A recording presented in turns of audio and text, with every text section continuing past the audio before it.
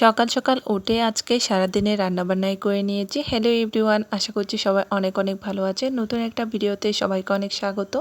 এই কয়দিন যে পরিমাণে গরম পড়ছে তাই ভাবছি সকাল সকাল উঠে আজকে দুই বেলার রান্নায় একেবারে করে নেব। আজকে রান্না করব সবজি পোলাও। এখানে সবজি পোলাও রান্না করার জন্য যা যা সবজি প্রয়োজন সবই আমি কেটে ধুয়ে নিয়েছি। আসলে আমার মনে হয় রান্নার আগে যদি সব কিছু রেডি থাকে তাহলে রান্না করতে আর বেশি সময় লাগে না। এই তো সবজি পোলাও রান্নার জন্য প্রথমে আমি গাজর আলু একসাথে ভেজে নিচ্ছি। গাজর আলুটা আমি একদম মুচমুচে করে ভেজে নিব। এই তো গাজর আলু ভাজা হয়ে গেছে, আমি একটা প্লেটে তুলে নিচ্ছি।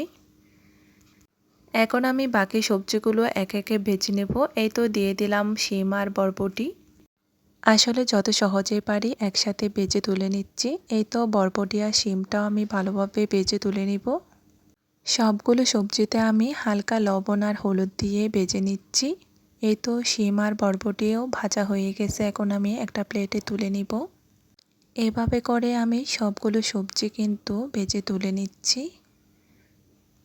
আমি তো এভাবে সবজি পোলাও রান্না করে থাকি। কে কীভাবে সবজি পোলাও রান্না করেন অবশ্যই কমেন্টস করে জানাবেন। এই তো শিম আর বরবটি ভেজে তুলে নিয়েছি। এখানে আমি বাকি সবজিগুলো কিন্তু অফ ক্যামেরায় ভেজে তুলে নিয়েছি, ভীষণ সুন্দর কালার আসছে।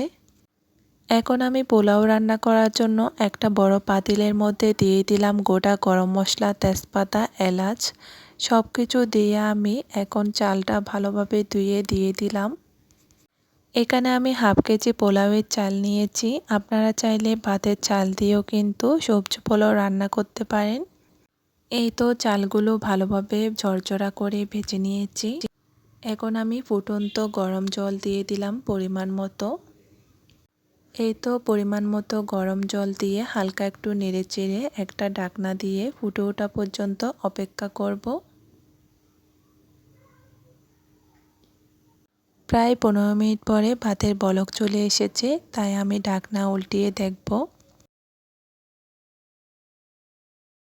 চালগুলো প্রায় 80% মতো সেদ্ধ হয়ে গেছে। আবারও একটু নেড়েচেড়ে দিয়ে ঢাকনা দিয়ে 5 মিনিটের মতো জাল করে নিব। এই তো 5 মিনিট পরে ঢাকনা উল্টিয়ে দিকে চালগুলো একদম পারফেক্ট সিদ্ধ হয়ে গেছে। এখন আমি পোলাওয়ের মধ্যে সবজিগুলো অ্যাড করে দিব। সবজি পোলাওয়ে সবজিগুলোর কালার কিন্তু একদম ঠিকঠাকই আছে। আজকে সবজি পোলাওতে আমি বেশ কয়েক রকমের সবজি দিয়েছি, তাই সবজি পোলাওটা আজকে ভীষণ সুন্দর হয়েছে। এই তো সব কিছু আমি এখন নেড়েচেড়ে দিয়ে মিশিয়ে দিব। এই তো সব কিছু মেশানো শেষ। এখন আমি একটা ঢাকনা দিয়ে কিছুক্ষণ দমে রেখে দিব। প্রায় 10 মিনিটের মতো দমে রেখে দিয়েছিলাম। এই তো 10 মিনিট পরে আমার সবজি পোলাও একদমই রেডি।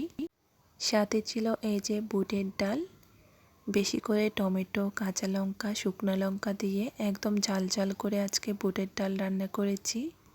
এরকম বুটের ডালের সাথে সবজি পোলাও আমাদের সবার অনেক পছন্দের। আজকের মতো ভিডিও এই পর্যন্ত। সবাই ভালো থাকবেন।